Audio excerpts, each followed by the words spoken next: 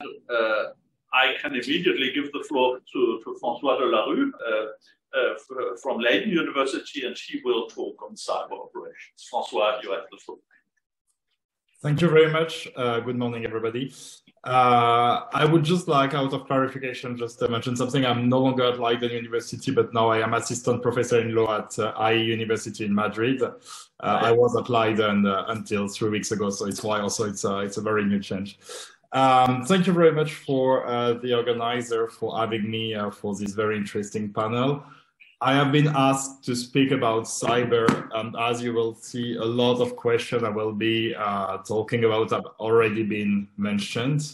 And I would say that's one of the main elements with cyber operation and international law is, yes, it may bring some new or specific question, but actually most of the questions are questions we already asked in other contexts. For example, a lot of questions about attribution. But what is interesting or what is important with cyber is most of the time it's actually changing the scale, it's actually changing the dimension and the effect of these questions. So, for example, having people acting remotely into a battlefield is something that we have seen in the past, and we can see state also acting remotely. But what cyber enable is to have an action that is of a much greater intensity, much greater scale, and also having the possibility to reach very specific targets. So that's one of the elements that is important here. I started this presentation with various remarks, and what is interesting to see on what I will start with is to take a bit of distance from the current conflict to talk about the cyber operation taking place between Russia and Ukraine in the past decades. There has been numerous cyber operations between these two countries. Some are allegedly sponsored by either of these countries, some others are conducted by different type of actors on behalf of one of them, but also other type of cyber operation. Before the Russian invasion in February, Russia have been accused of conducting highly sophisticated cyber operation through the group generally referred to as Sandworm, which is believed to be related to Russian intelligence services, SVR. You have very interesting coverage on that from Andy Greenberg, a journalist at Wired, who has published extensively on the topic, shows how these services of the Russian intelligence community are using Ukraine to test new weapons and to test new capabilities. What is interesting in this period before the invasion is we saw highly sophisticated cyber operations. For example, in 2015 and 2016, this group conducted cyber operation against specific elements of the Ukrainian electric grid and managed to cause blackouts on different cities. And that's remain very high sophistication and very high intensity example, for example. Yet one of the most important cases remained NotPetya in June 2017. In very brief, NotPetya is a wiper mimicking a ransomware. In other words, it's a malware that looks like a ransomware. That is to say, a malware that encrypts your hard drive and asks you to pay a sum of money or to perform a certain task before giving you back access to your data. In this case, however, even if it looked like a ransomware, it actually wiped out your computer and there were no way to retrieve your data. NotPetya is particular for three main reasons. First, the technology used, and I think that relates to some comments that were made about the current conflict, and that's why I'm using it in this context as well, as it relates to a later type of cyber operation. A malware is generally comprised of different malicious software, notably what we call an exploit, which is a part of the malware that aim at penetrating into the computer system. In the case of NotPetya, one of these exploits is called Eternal Blue. Eternal Blue was an exploit developed by the American, by the NSA, that was leaked online and that was reused by North Korea and by Russia to produce their own weapons. So we have already this situation where we see multiple states being responsible of the technological bricks that are behind this cyber operation, and that raise question in terms of responsibility and attribution of these conducts. Secondly, the way NotPetya was spreading is very interesting in the sense that it's a malware that has been spreading through an update of an accountability software produced by a Ukrainian company.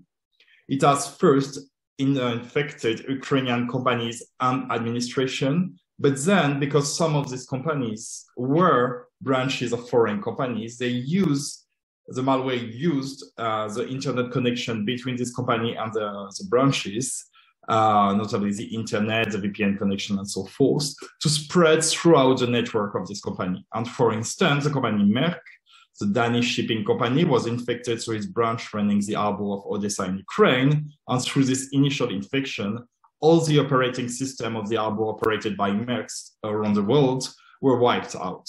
So that led to a complete disorganization of the company and millions of dollars of loss. Several other companies have experienced similar experience, which lead me to the third consequence, which is important with NotPetya, is the fact that several victims went to their insurance company to cover their loss, yet some insurance companies refused, arguing that their insurance policy contained war exclusion, which was applicable to the present case, as certain governments, including the US government, had attributed the case to the Russian Federation. It's only in December 2021, and 5 years after the case, that the Court of New Jersey ruled out in favor of the victim company. But still, it's an important matter of discussion, and today a lot of grouping of insurance companies are working on finding a way of excluding from their policy state-sponsored or state-conducted cyber operations. There has been also other examples, which I'm not mentioning here. There has been example also of cyber operation conducted by Ukrainians against Russian target. One of the most well-known one remained the operation conducted by the group named Cyber Junta, which hacked into the account of the email address of the staff of Vladimir Surkov, one of the close advisors to Vladimir Putin in 2016, and leaked the document online.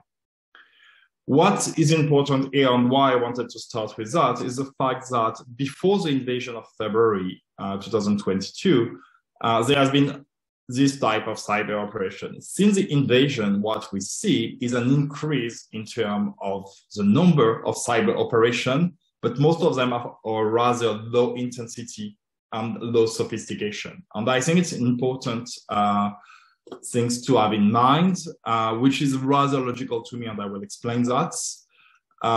If you're interested, the Cyber Peace Institute based in Geneva has produced an interesting website where you can actually look at the different types of cyber operations that are conducted during this conflict, analyzing their intensity, their scale, and different elements.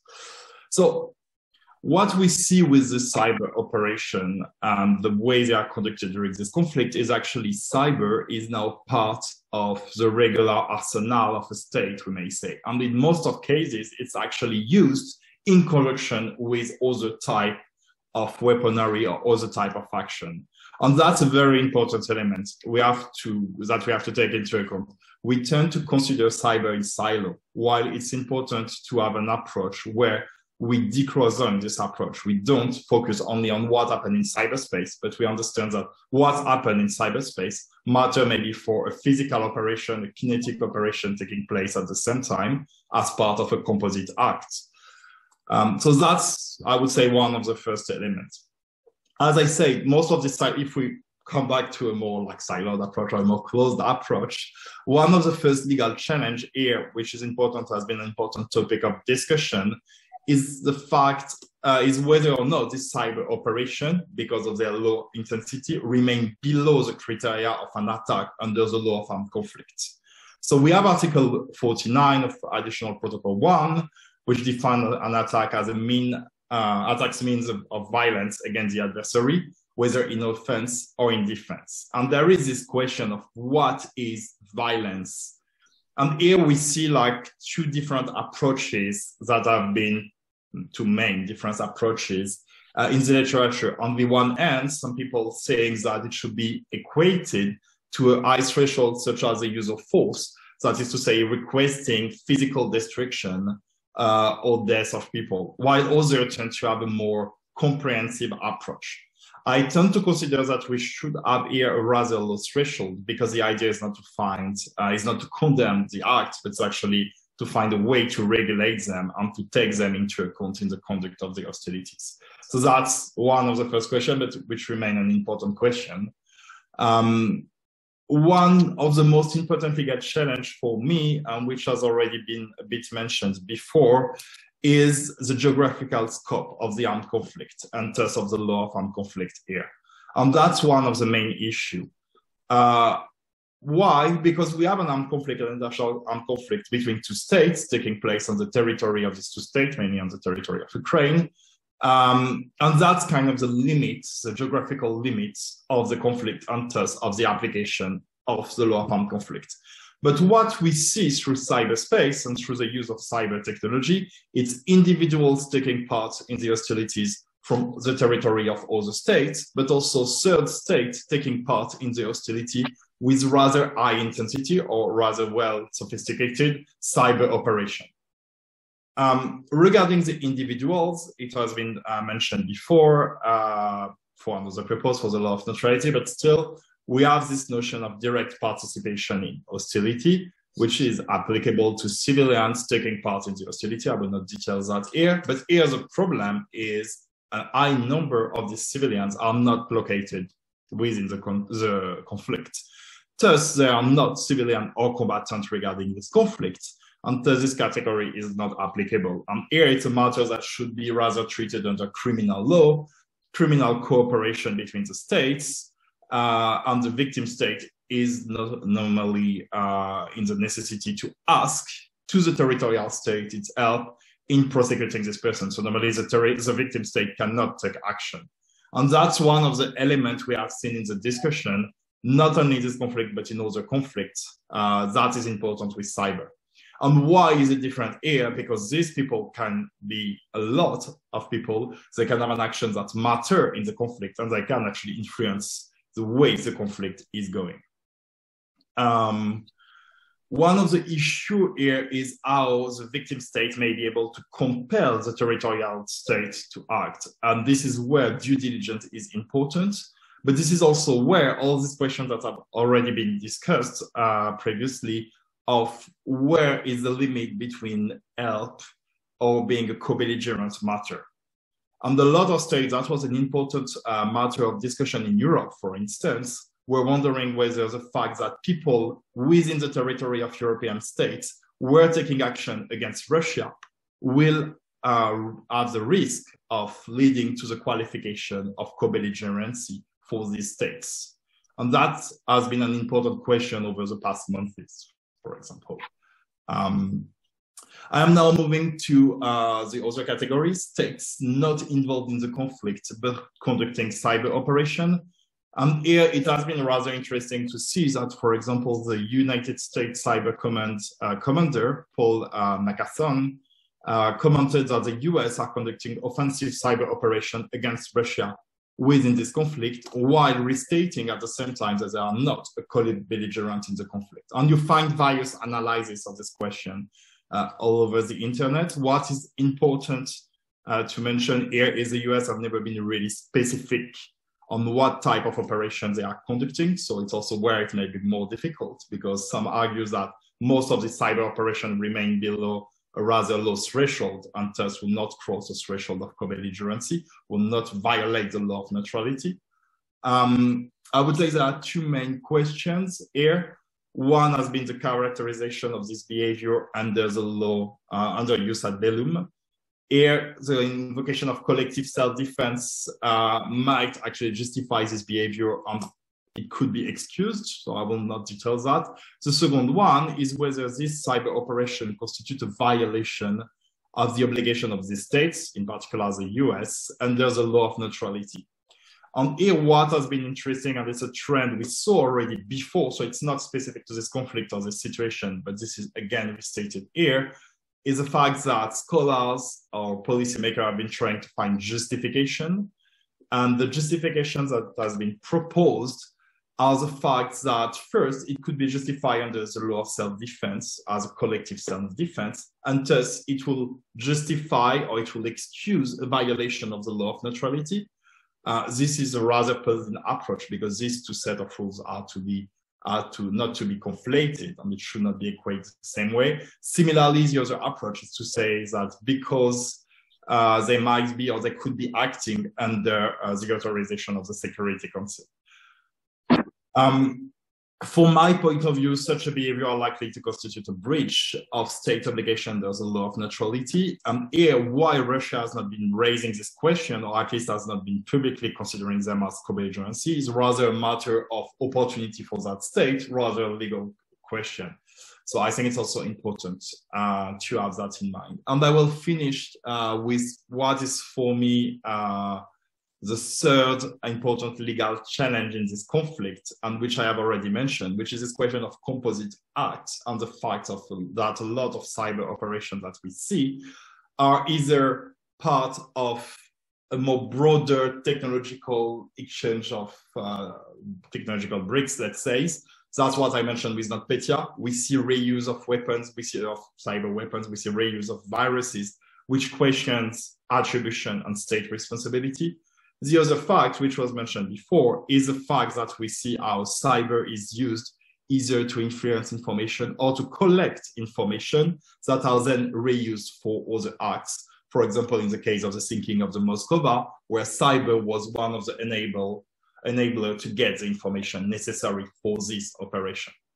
So again, here we see how this question of composite acts and how to qualify them under international law matter is an important challenge in this context. To conclude, since the invasion of Ukraine by the troops of the Russian Federation, we have not witnessed large-scale operational, highly sophisticated cyber operation, but rather the recourse of cyber operation in conjunction with other forms of actions. In that perspective, cyber operations are mainly conducted with intelligence objective or information objective.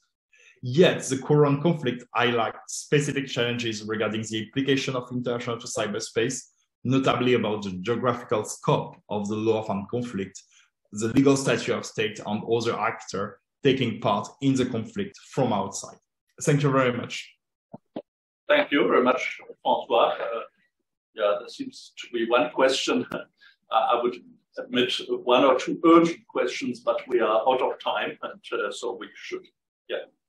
To the gentleman on the very last thing, he said that we didn't see many attacks or large-scale attacks. We were actually very, very pleasantly surprised at nothing of what we expected what would happen after February 24th happened. The capabilities of the Russians to knock out electricity, to knock out television, to knock out even internet access, none of what we were planning for when the war started happened. Actually, we were fascinated why this happened. Do you have any ideas why they didn't do anything? Yeah, no, like my understanding of that is also, so first, using this kind of cyber capabilities is something costly, it's something sometimes complicated. It requires also to gather a lot of information, a lot of intelligence before conducting this cyber operation. On what is happening, for example, if you want to target currently the Ukrainian power grid, is the fact that some part of it have been physically destroyed, create a situation that may be different from what you already know. So that means that you need to adapt the way you will be targeting it.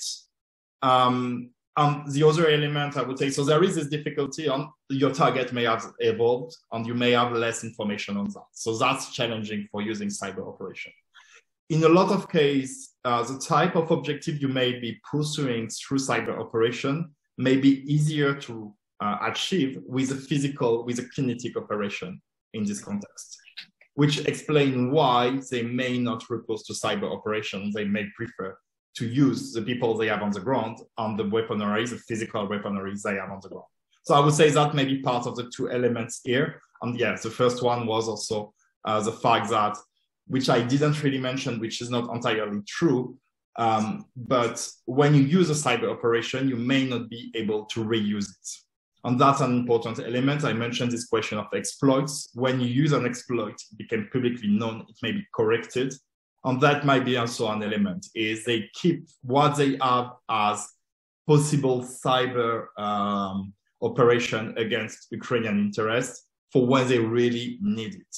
rather than burning now the information they have in terms of vulnerabilities and in terms of exploits. So that might be also an element that explains why we don't see that many highly sophisticated cyber operations. On that, one of the examples we have is 2015, 2016, we had the two blackouts I mentioned, and they retried the same cyber operation during the conflict with the same exploit. So it didn't work because the exploit had been patched. The vulnerabilities that they used 5 years ago was patched and was no longer exploitable. Thank you very much. No, I agree with that. I was also astonished that not the limited degree what was happened, but as you explained, I think if you want to keep escalation dominance from the Russian side, it makes sense of not spending and burning your possibilities too early. And in that sense, I think it's easily explainable why we are still on a low level of intensity in that regard. If there are not more questions, thank you very much. I think it was an interesting panel, and I would like to thank all the panelists for their interesting contributions. And I think we go in a break.